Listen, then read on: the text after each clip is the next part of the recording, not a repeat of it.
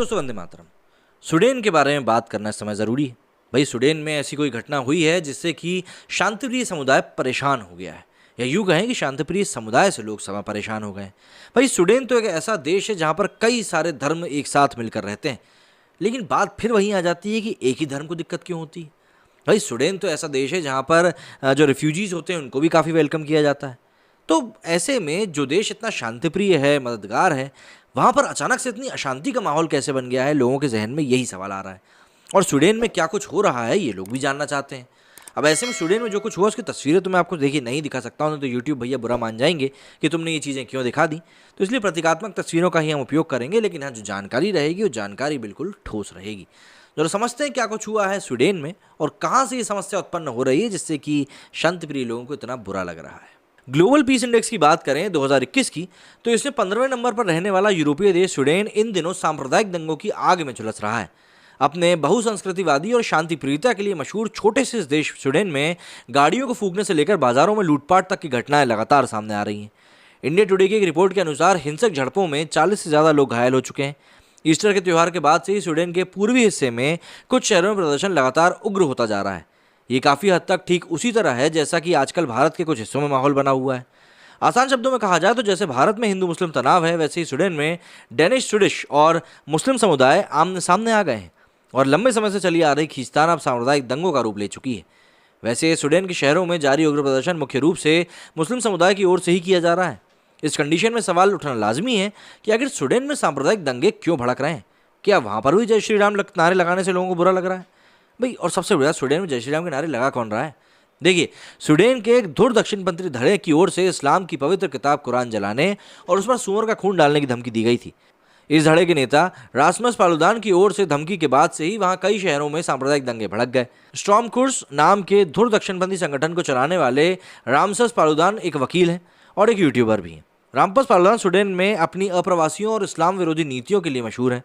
पालुदान इससे पहले भी कई बार कुरान की बेअदबी करते हुए नजर आ चुके हैं और इस बार भी रामसन पालुदान ने ऐसा ही किया और धमकी दी थी, जिसके बाद 15 अप्रैल को शुक्रवार के दिन नॉरकोपिंग समेत कई शहरों में रामसस का विरोध करने के लिए भीड़ इकट्ठा हो गई। पुलिस के समझाने के बावजूद ये लोग वापस नहीं लौटे और पथराव शुरू हो गया। पथराव, भाई ध्यान है ना आपको? और पथराव शुरू होने के साथ ही सांप्रदायिक दंगों की आग भी भड़क गई।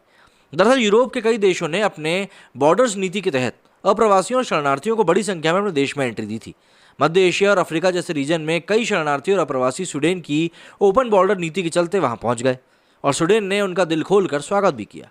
लेकिन स्वीडन जैसे शांतिप्रिय देश के लिए शरणार्थियों और अप्रवासियों का तादाद अब सिरदर्द बनती जा रही है, क्योंकि स्वीडन की कुल आबादी के 1/3 शरणार्थी और अप्रवासी हैं और इनमें से अधिकतर मुस्लिम हैं। वहीं इनमें से ज़्यादातर के पास अब स्वीडिश की नागरिकता भी है।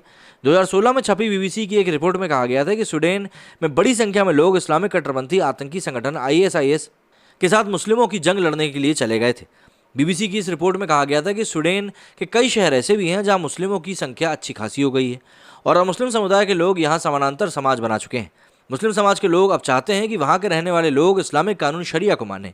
बीबीसी की रिपोर्ट के मुताबिक लोगों से कहा जाता है कि अल्लाह के लिए लड़ें, मुसलमानों की आज़ादी के लिए लड़ें, मुसलमान मारे जा रहे हैं, उनके साथ बलात्कार हो रहा है और आप अपना समय नष्ट कर रहे हैं। आपको स्वीडन के लोगों के कुछ नहीं मिलने वाला।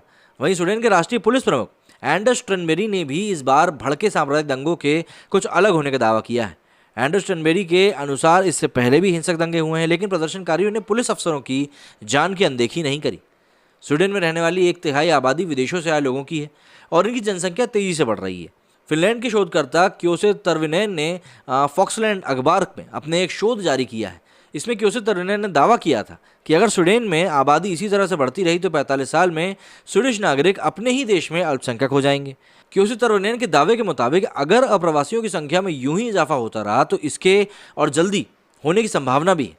देखिए, तर्विनेन ने एक लेख में साफ तौर पर लिखा था कि 1975 में स्वीडिश संसद ने स्वीडन को एक बहुसांस्कृतिक देश बनाने का फैसला किया था। उस दौरान 40% से ज़्यादा अप्रवासी फिनलैंड में निवास करते थे, लेकिन अब हालात बदल चुके हैं। 2019 में 88% अप्रवासी गैर पश्चिमी देशों में थे और इनमें से 52% मुस्लिम थे, जिसने अप्रवासी आबादी में एक बड़ा सांस्कृतिक परिवर्तन लाए हैं। फिनलैंड की इस रिसर्चर ने स्पष्ट शब्दों में लिखा है कि फिनलैंड में आए शरणार्थियों ने खुद को स्वीडन के समाज में घुला मिला लिया था, लेकिन अब आने वाले मुस्लिम शरणार्थी स्वीडन के समाज का हिस्सा बनने की बजाय समानांतर समाज बना रहे हैं। कि उसे तरुणैन की बातें और बीबीसी की रिपोर्ट में किए गए दावे एक दूसरे के पूरक नजर आते हैं। वैसे स्वीडन भले ही अपने बहुसांस्कृतिक को लेकर दुनिया भर में उदारवादियों से सराहना पा रहा हो, लेकिन देश के आंतरिक हिस्सों में हालात भयावह होते जा रहे हैं और बहुसंस्कृतिवाद अपनाने वाले स्वीडिश लोगों की अपनी संस्कृति पर अब कहीं ना कहीं खतरा मंडराने लगा है, जो कि आने वाले समय के लिए स्वीडन के लिए ही गलत होगा। लेकिन बस बात वही है कि लोगों को समझाना इतना आसान है नहीं जितना आसान लगता है, और वही कारण है कहीं ना कहीं ये चीज़ें इस तरह से बढ़ती जा रही हैं। मेरे स्टूडियो में फिलहाल इतना ही। जय हिंद, जय भारत।